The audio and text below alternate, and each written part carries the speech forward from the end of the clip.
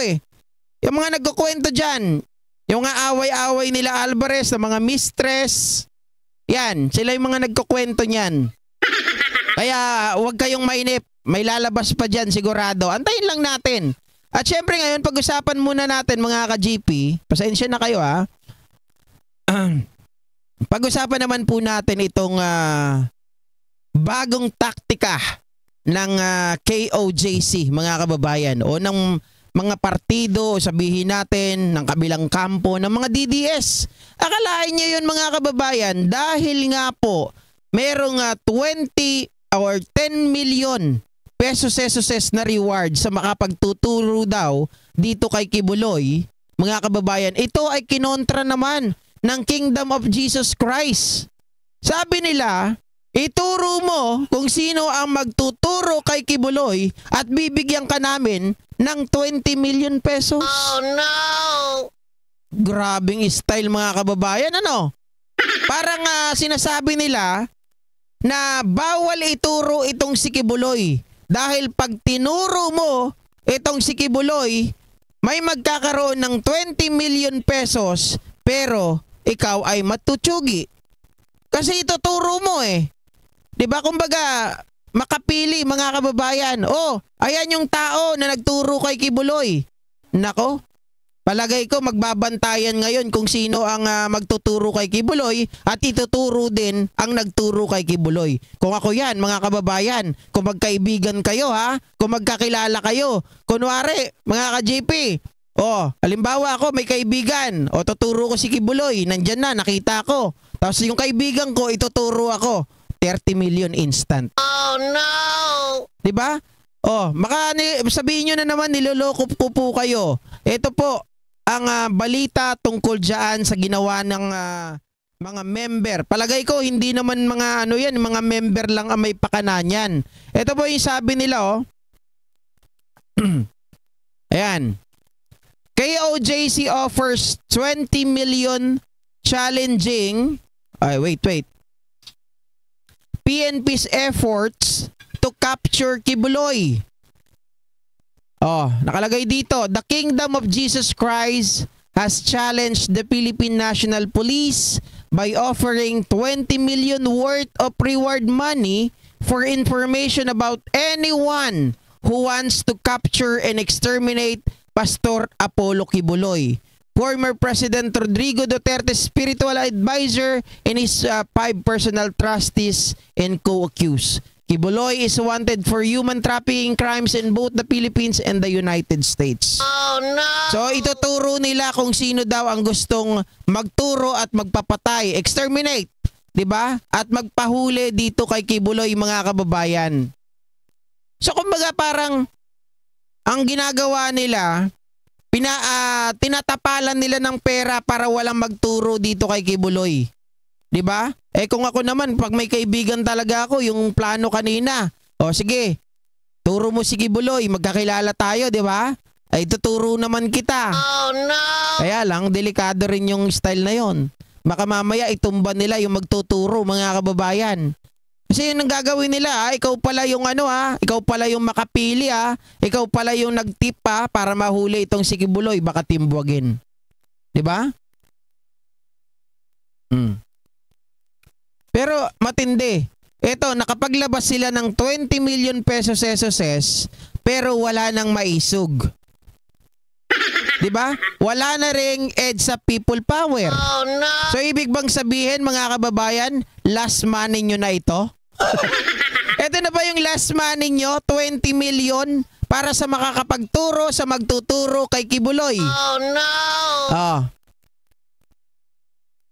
Sabi ni Amalia Matienzo, ano yan? Kuwait o Kuwait? Ano ba to? Kuwaits o kwarta?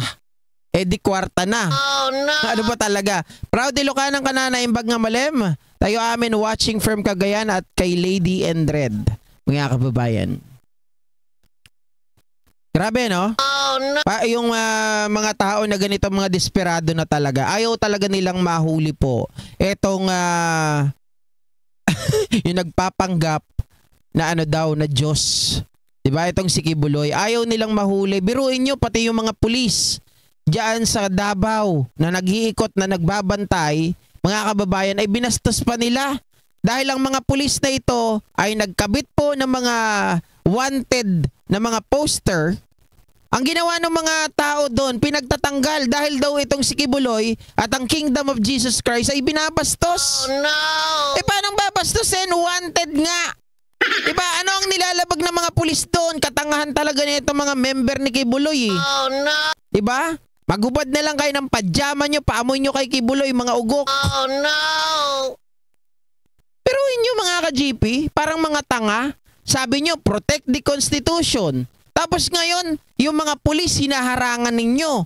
Kung sila ay maglalagay ng poster, wala kayong karapatan para pigilan at tanggalin yung mga poster na yon. Dahil wanted si Kibuloy dito sa Pilipinas, dahil wanted din si Kibuloy dyan sa Amerika. Pero pinag-uusapan natin, mga kababayan, yung kaso niya dito sa Pilipinas. Akala ko ba sabi ni Kibuloy, kasuhan nyo ako sa korte. Dalhin nyo dyan, wag sa Senate. Oh no! Ano nangyari?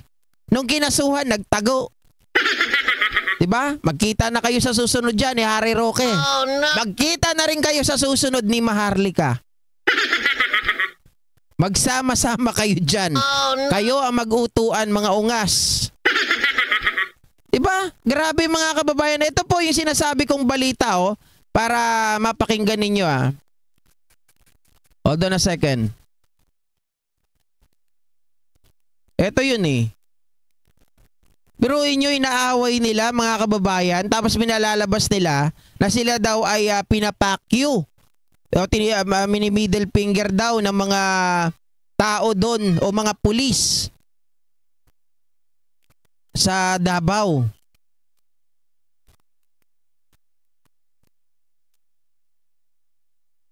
Saan ba yun?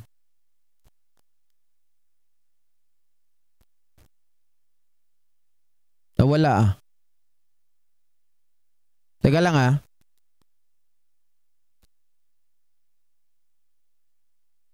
Eto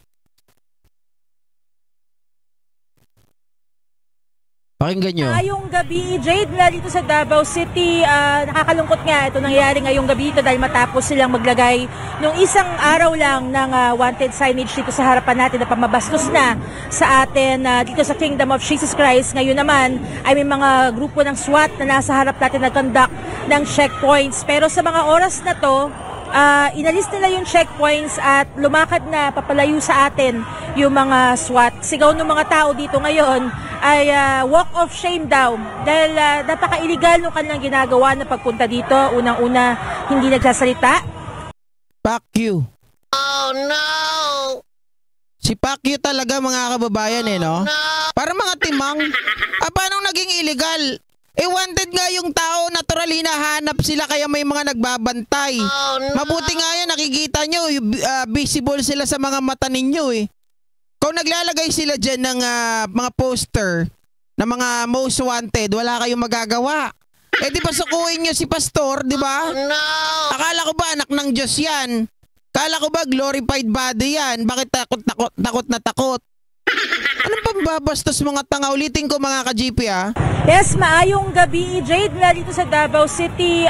Nakakalungkot nga ito nangyari ngayong gabi ito dahil matapos silang maglagay nung isang araw lang ng wanted signage dito sa harapan natin na pamabastos na sa atin dito sa Kingdom of Jesus Christ. Ngayon naman ay may mga grupo ng SWAT na nasa harap natin na conduct ng checkpoints.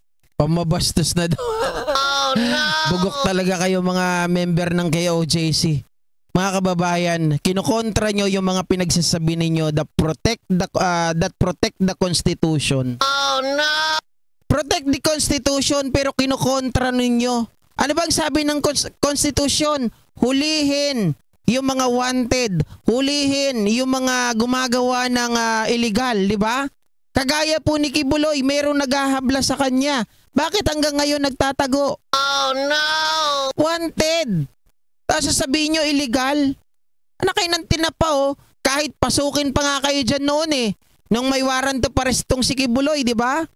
Walang problema yung kahit sirain nila yung gate at yan ang sinasabi po ng Article 11. Oh no! Sabi ni Lance Maris, adik at hindi ko kilala mga kababayan pero taga SMNI. Taga SMNI, lahat naman mo taga SMNI itong mga to eh.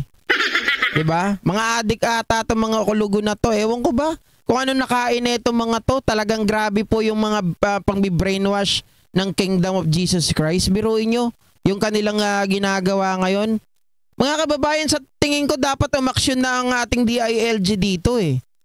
Kasi tingnan nyo maliwanag po na pananakot na tinatakot nila kung sino ang magtuturo kay Kibuloy at sino ang magsasabi kung nasaan siya, ay may magturo lamang daw doon sa tao na yon, ay siguradong babayaran nila ng 20 million. Palagay ninyo, ano po ang gagawin nila sa tao na yon? Kung sila ay magbabayad na 20 million para maituro yung taong magtuturo kay Kibuloy at gusto daw magpa-exterminate sa kanya, therefore, may gagawin silang hindi maganda doon sa tao na yon na mahuhuli nila.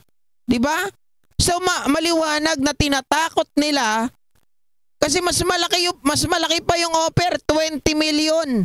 So parang kung ikaw mga kababayan mag-iisip ka, putya tuturo ko pa ba si Kibuloy ngayon?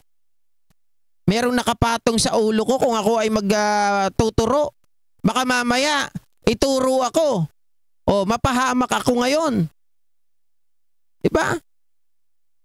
Sabi ni Maria Susan Ligutan, Sir Kingdom of Otap. Oh no!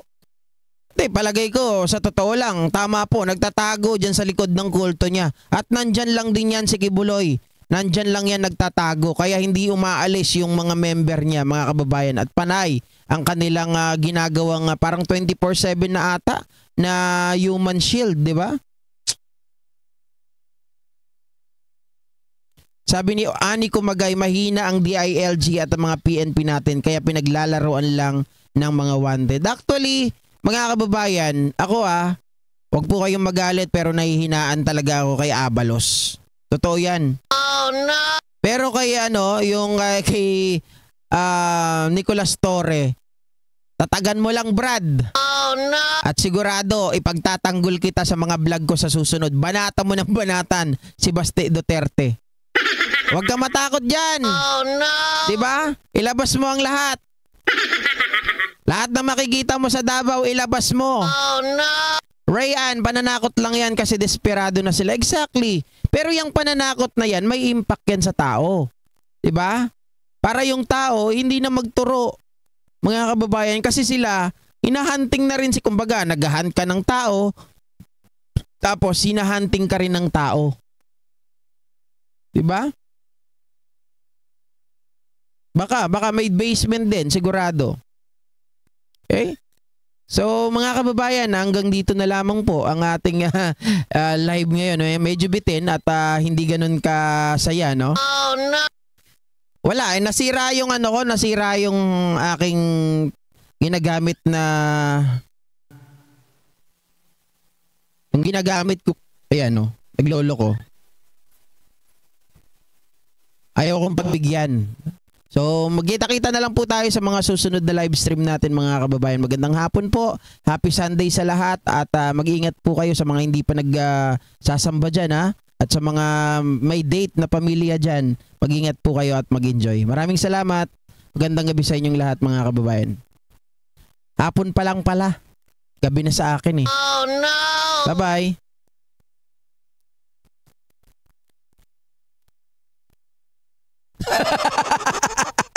Tawa naman dyan.